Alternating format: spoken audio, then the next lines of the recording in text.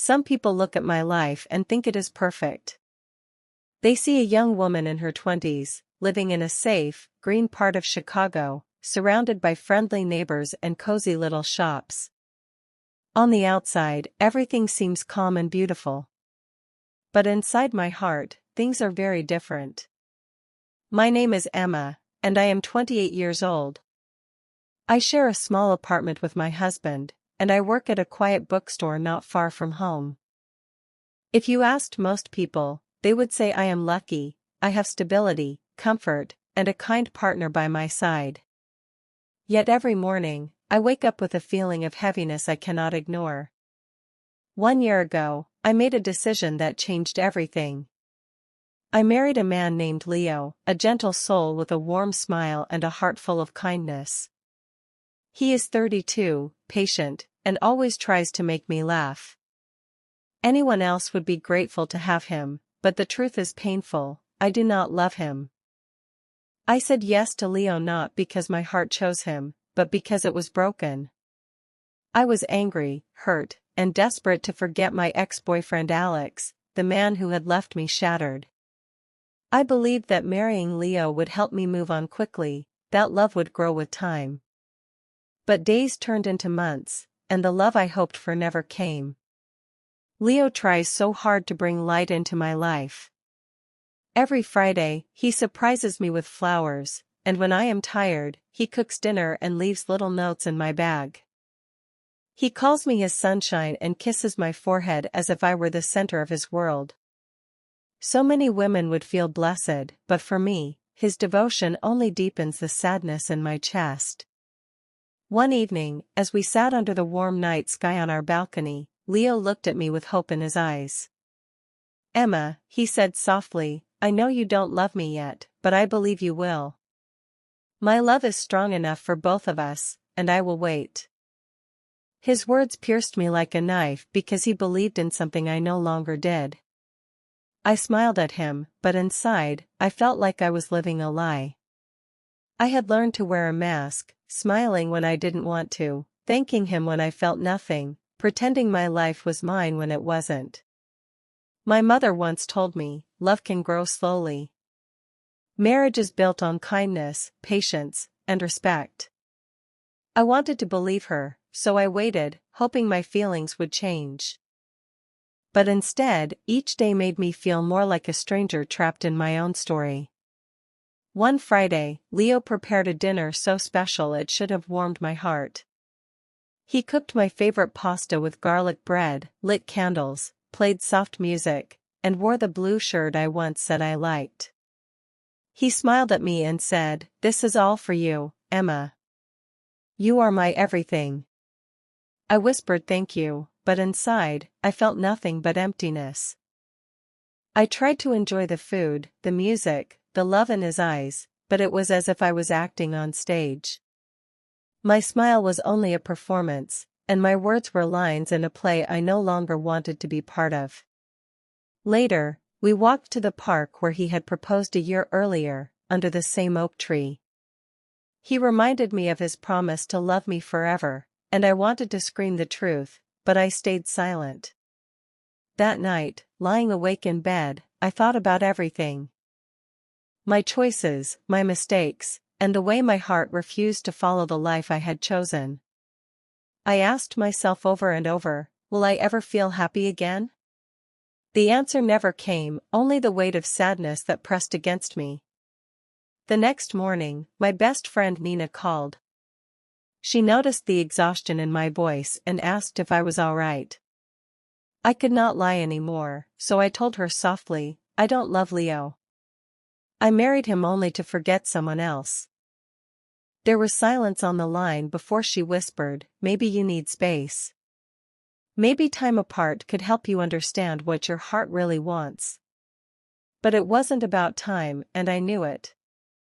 I had no feelings for Leo, no matter how much I wished I did. Later that day, I sat with him on the sofa and tried to speak. "Leo," I began, "I need to talk to you." Before I could finish, he stopped me, almost afraid of my words. "I know what you're about to say," he said quickly. Please don't give up on us yet, Emma. I believe we can still make this work." His eyes were full of hope, and that only made me feel heavier inside. I was carrying a weight I could no longer bear, yet I stayed quiet. Then one Sunday, Leo asked me something that froze my blood. "Emma, do you want to have a baby? I think it will bring us closer." The thought of bringing a child into this loveless marriage terrified me. I looked at my hands and whispered, "I'm not ready." Leo nodded slowly, his face showing hurt, but he didn't push me. His kindness only made me feel worse, because I could not give him the love he deserved. That night, I wrote in my journal, "I feel like I am drowning in this marriage. Leo is a good man, but I am not the wife he needs."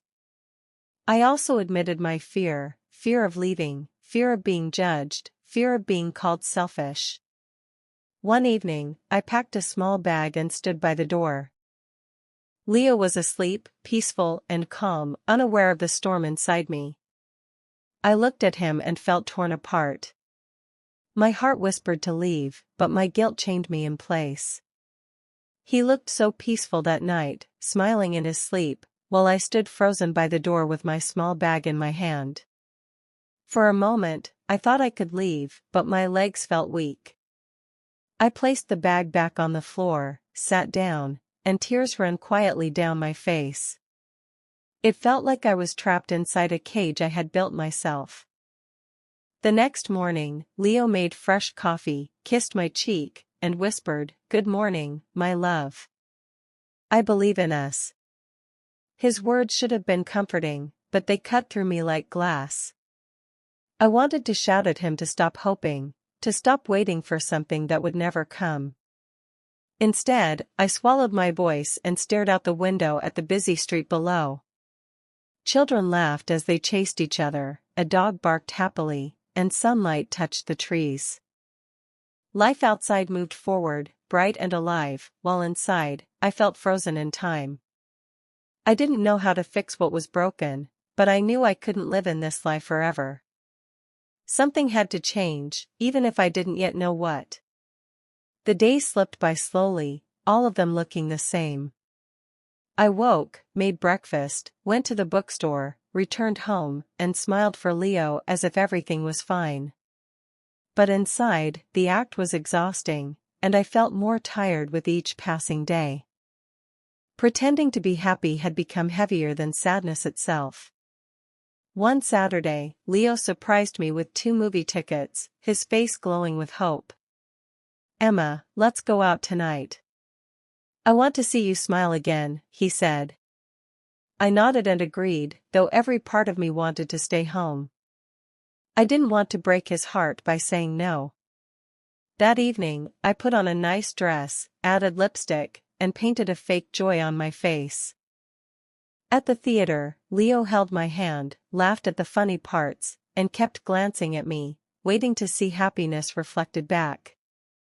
I forced a small smile, but it didn't reach my eyes.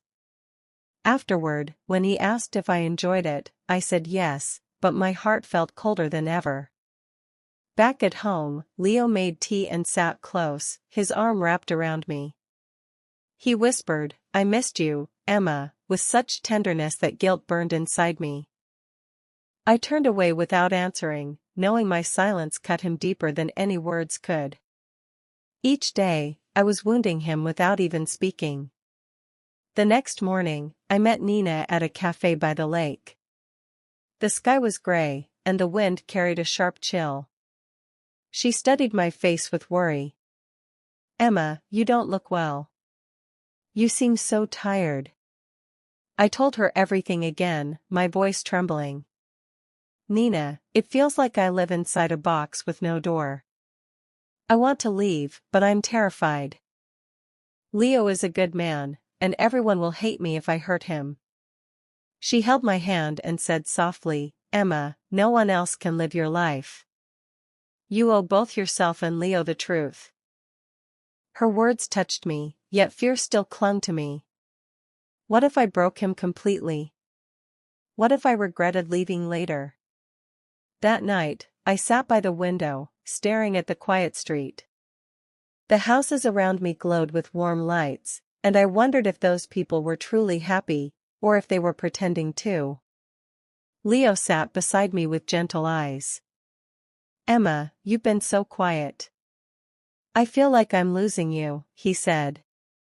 The truth trembled on my lips, but fear held it back.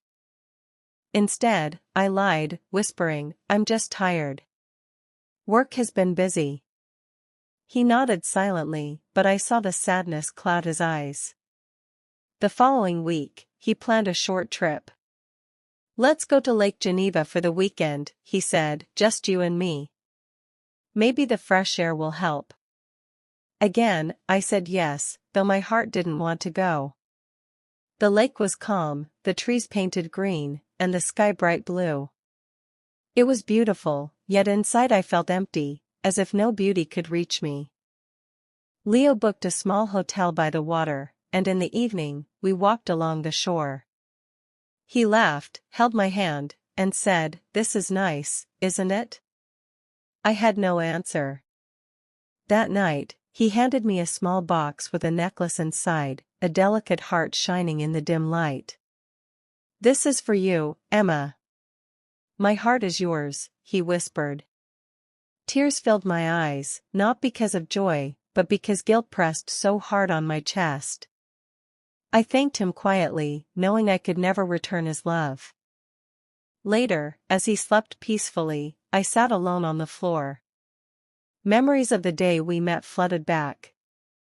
I remembered how gentle he had been after Alex left me, how he listened, supported me, and made me smile again when I thought I couldn't.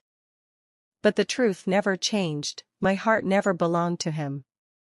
I had married Leo not out of love, but out of pain. I convinced myself that being with someone kind was better than being alone. Now, I understood the cruel truth: it is far worse to live without love. My silence had become a prison, and my soul longed for freedom. When we returned to Chicago, I began writing letters to myself. I never showed them to anyone, they were only for me. In one letter, I wrote, "Emma, you are not a bad person. You made a mistake, but you did it out of hurt, not hatred. Now you must find courage. You must be honest with yourself." In another, I wrote, "Leo is not the enemy. He is a good man, but he is not your home. You cannot give him the love he deserves." The letters helped me see more clearly, like light shining into the dark corners of my mind. For the first time, I understood my pain instead of hiding from it. A few days later, Nina called again. She said, "Emma, you sound stronger." I told her I was thinking about telling Leo everything, he deserved the truth. Her voice was steady as she replied, "I'm proud of you." That evening, I made tea and asked Leo to sit with me. My hands trembled as I tried to gather the courage. "Leo, I need to tell you something," I began. He looked at me calmly and said, "Okay." Taking a deep breath, I finally spoke. "Leo, you are a good man, and I care about you deeply. But I don't love you. I never did. I married you because I was broken and thought love would come later. But it didn't." He sat still, his face calm, but his eyes wet with unshed tears. In a soft voice, he whispered, "I knew, Emma. I could see it in your eyes. I just didn't want to believe it." Tears rolled down my cheeks as I whispered back, "I'm so sorry. I never wanted to hurt you." Leo only nodded, and in that silence, the truth finally settled between us. I loved him. I truly did. But love alone was no longer enough to keep us together. He was giving everything, and I had stopped giving back. He looked into my eyes and said gently, "Emma, I love you, I really do. But I cannot be the only one fighting for this. If your heart is no longer here, I cannot chain you to me." His voice was steady, yet his words cut through me like glass. He wasn't cruel, he wasn't angry. Even when I told him the truth that would hurt, he remained kind. That kindness broke me even more. We sat in silence. There was no shouting, no accusations, no dramatic scene. Just two people sitting in the same room, drowning in quiet sorrow. It was sadness you could almost touch, heavy and still. That night, I couldn't bring myself to lie beside him. I lay down on the couch, staring at the ceiling, whispering words only the empty room could hear. For the first time in months, I let the truth leave my lips. I admitted it to myself completely. I didn't know what would come next. Would I leave tomorrow? Would we try to talk again? I had no answers, but strangely, I felt lighter. The weight on my chest eased, and for the first time in what felt like forever, I could breathe. The next few days were filled with silence. We still lived in the same apartment, but we stayed apart. He needed space, and so did I. I moved into the small guest room, while Leo remained in our bedroom.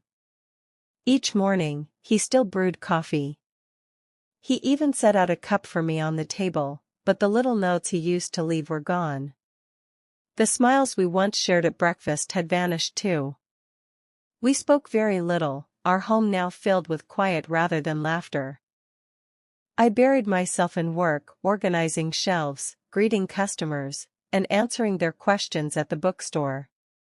On the surface, I looked busy. But my mind was always elsewhere, spinning around the uncertainty of what would happen to us. One afternoon, Nina walked into the shop. She wrapped me in a hug and whispered, "How are you holding up?" I forced a smile and replied softly, "I'm okay. It's hard, but at least I'm being honest now." Her eyes softened, and she said, "That's a start. What are you going to do next?" The words escaped me before I could stop them. "I think I need to leave. It's time." That evening, I told Leo my decision. I expected shock, maybe anger, but he only nodded gently. He asked if I had a place to stay. "Yes," I answered. "Nina offered me her guest room." He paused, his eyes searching mine. "I'm not angry, Emma," he said slowly. "I'm just sad. But maybe this is what needs to happen." My eyes filled with tears. "I never wanted to hurt you," I whispered. Leo gave me a faint smile. "You didn't break my heart. I gave it to you freely, and even if you couldn't keep it, I will never regret loving you." His words were tender, but they left me aching inside. The next morning, I packed a small bag with only my clothes and a few books. The apartment felt heavy with memories, even though we had only been there for a year. Every corner seemed to hold a piece of us. I glanced at his favorite coffee mug, the wedding photo on the wall, the blanket we used for movie nights. It all felt like pieces of a life that no longer belonged to me. Leo carried my bag to the door and said softly, "If you ever need anything, just call me." I nodded through tears, "Thank you, Leo. You were always good to me." He looked at me one last time and whispered, "Take care, Emma." And with that, I stepped out of the apartment. Nina was waiting in her car. She smiled warmly and opened the door. I slid into the seat beside her. As she drove away, I refused to look back. At her place, in the small guest room, I finally cried. Not only for Leo, but for everything, the guilt, the sadness, the fear, and, hidden somewhere deep inside, a little seed of hope. For the first time I had chosen myself. I had spoken the truth. I had taken a step forward, even if it was painful. The days passed slowly in Nina's apartment. I stayed with her for weeks, helping cook meals, washing dishes, and sometimes sitting together watching movies. She never pushed me to talk, but she was always there when my tears came. To clear my head, I started walking by the lake. I watched people walking their dogs, riding bikes, sipping coffee on benches. Life around me kept moving, even while I felt frozen. Somehow, that brought me comfort. One afternoon, I wandered into a small cafe and noticed a flyer pinned to the wall. It was for a creative writing class at the community center. Something stirred inside me. Without overthinking, I signed up. The class was small, just 8 people, all strangers at first. We wrote stories and read them aloud to each other. At first, I was shy, my voice shaking as I read. But little by little, I found joy in it. I began to write about my past, my pain, and the fragile hope I carried. The words gave me a new kind of strength. One evening, after class, I scribbled in my notebook. I lost love before I truly found it. But now, I am finding myself. For the first time in a long while, I smiled at my own words. It felt like a step toward healing. A few weeks later, a message appeared on my phone. It was from Leo. "Hi Emma," it read. "I hope you're doing well. I've been taking some time for myself too. I joined a cooking class, it helps keep me busy. No need to reply. I just wanted you to know I'm okay." I stared at the message for a long moment. Then I wrote back. "Hi Leo. Thank you for your message. I'm glad you're doing well. I started a writing class, it's helping me too. Wishing you peace and happiness." We never spoke again after that, but it felt like a gentle goodbye. Months passed. I found a small studio apartment near the bookstore. It wasn't much, but it was mine. I painted the walls a soft yellow and placed flowers on the windowsill. I hung a picture of the lake. Each morning, I made my own coffee and sat by the window watching the world outside. Sometimes I felt lonely, yes, but I also felt free. I still thought about Leo. I hoped he would one day find someone who truly loved him the way he deserved. He had always given love with an open heart. I prayed someone else would give the same to him. One afternoon, while cleaning my drawers, I found the necklace he had given me at the lake. I held it in my hands for a long time, remembering. Then I placed it in a small box with a note. "Thank you for your kindness. I cannot wear this, but I will never forget it." I left the box with Nina, asking her to return it to Leo. Seasons changed, and so did I. Slowly, I began to laugh again. I made new friends in the writing group. I started to recognize myself in the mirror once more. The woman staring back had tired eyes but also a gentle smile. She had been lost, but now she was walking her own path. I whispered, "It's not a perfect story, but it's mine." I was still learning, still growing. I didn't know what the future would bring, but I knew one thing with certainty. Never marry for the wrong reason. Never silence your heart. If anyone listening feels the way I once did, know this, you are not alone. It's okay to make mistakes. It's okay to begin again. Be honest. Be brave. Your heart always knows the truth. Thank you for staying with me through my story. It isn't filled with fairy tale endings, but it is real. And sometimes, being real is the bravest choice of all. If this story touched you, please like, comment, and share.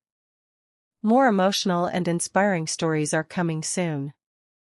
Life slowly began to feel different. Not easier, not perfect, but different. There was a quiet rhythm to my days now. I woke up, made coffee, opened the curtains, and tried to live without rushing. The small studio apartment became my little world. The yellow walls seemed to glow whenever the sun touched them. I bought second-hand furniture, nothing fancy, but each piece I chose myself. That mattered more than I thought, it made the place feel like mine. Sometimes, the silence inside the apartment was loud. But instead of filling it with noise, I started filling it with words. I wrote every day, even if it was just a few lines. The more I wrote, the more I understood myself. Nina visited often. She brought homemade soup, plants for my window, and sometimes just her laughter. She reminded me that friendship could hold you up when love had already fallen. I don't think she ever knew how much she saved me in those months. At the bookstore, things began to change too. Before, I used to work like a shadow, just passing through the days. Now, I found myself talking more with customers, recommending books, smiling more often. One older woman even told me, "You look brighter these days." That small sentence meant the world. I realized healing doesn't always come in big moments. Sometimes it arrives quietly, like sunlight sneaking through the blinds. It comes slowly, until one day you notice you are no longer drowning. One evening after my writing class, the teacher announced an open mic night at the community center. Everyone was welcome to share their stories or poems. The thought of standing in front of strangers terrified me.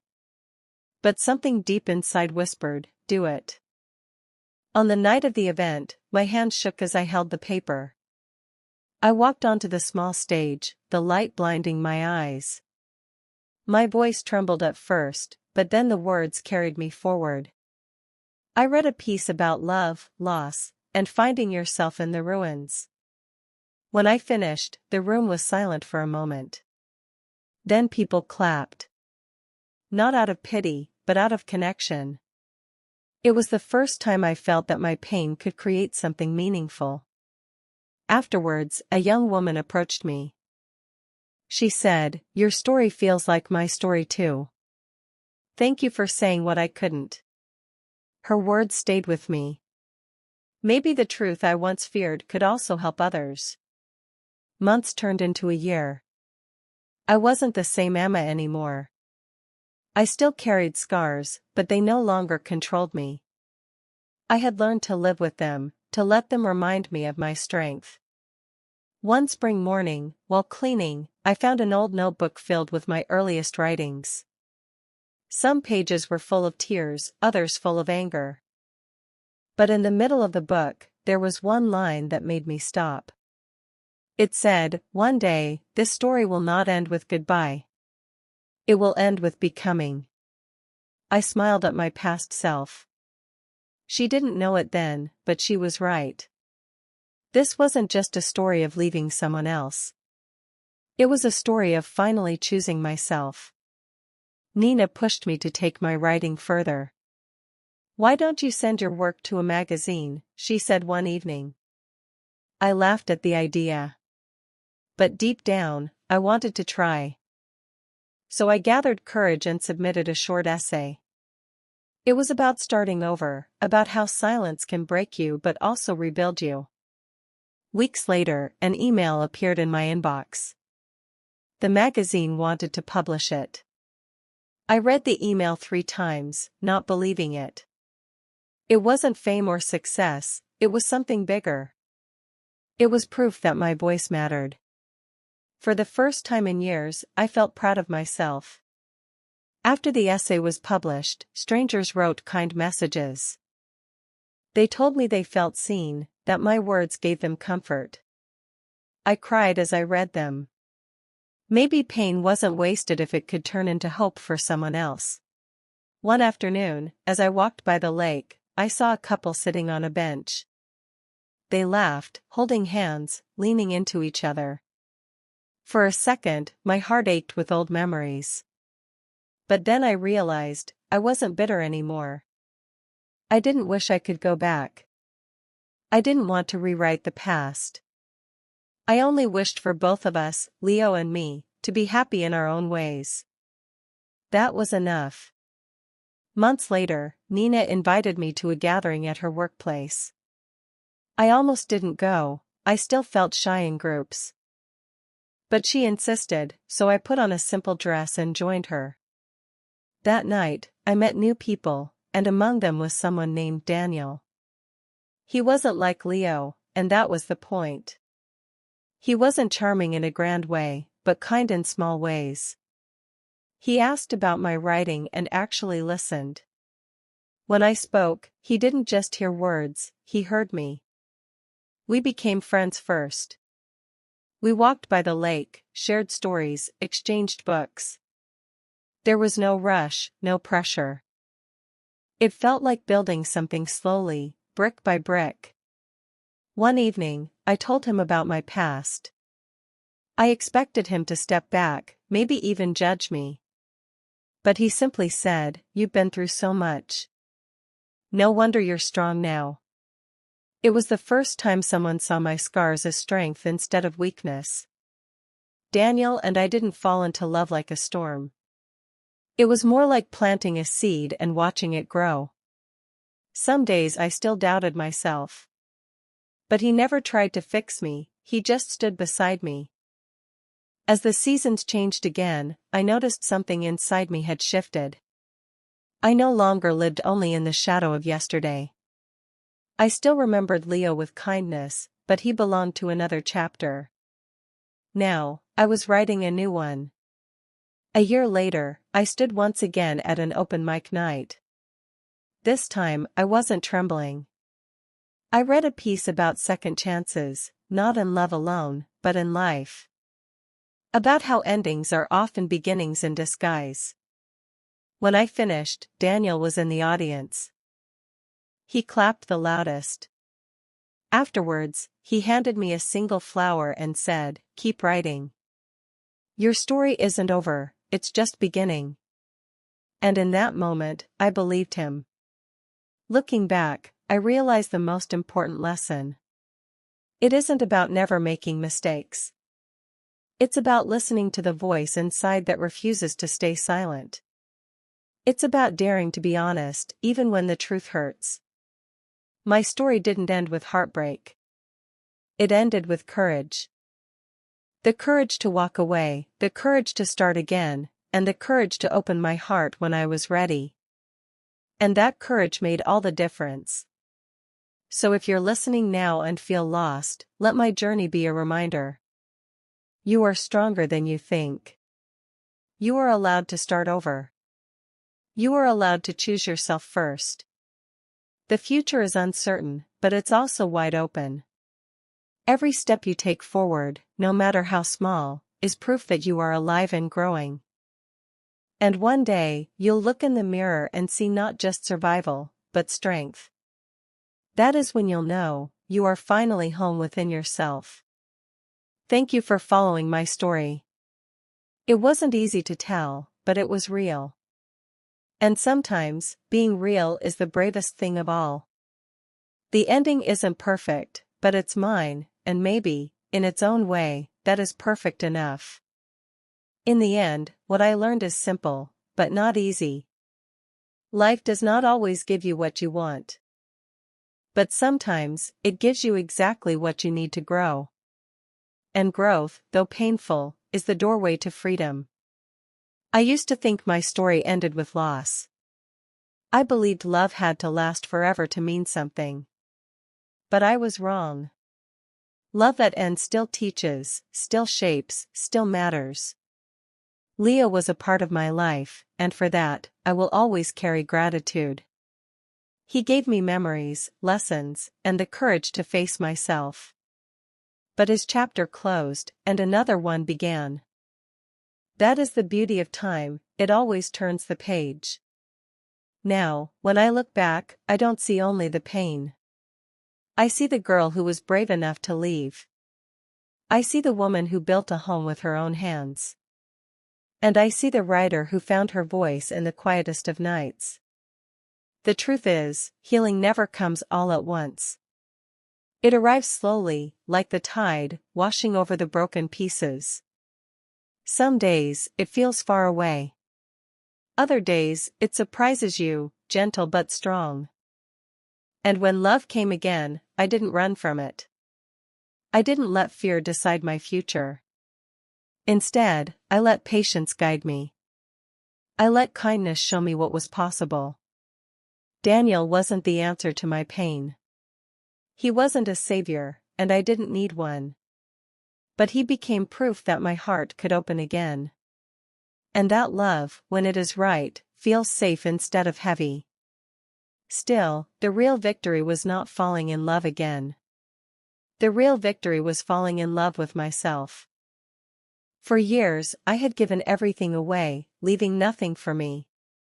Now, I learned to keep a part of my heart as my own. So if you are standing where I once stood, broken, lost, unsure, please listen. Your story is not over. The pain you feel today is not the end. It is only the beginning of something you cannot yet see. One day, you will wake up and realize you survived. One day, you will smile without forcing it. One day, you will see beauty in places you once ignored. And on that day, you will know, you made it. Life is not perfect, and it never will be. But it is yours. Yours to rebuild, yours to rewrite, yours to claim. And that makes it beautiful. As for me, my journey continues. The pages are still unwritten, the future still unknown. But I no longer fear it. Because no matter what comes, I know I am enough. And that is the truest ending of all. Not in someone else's arms, not in someone else's story. But here, standing strong, whole, and free. At last, I am home.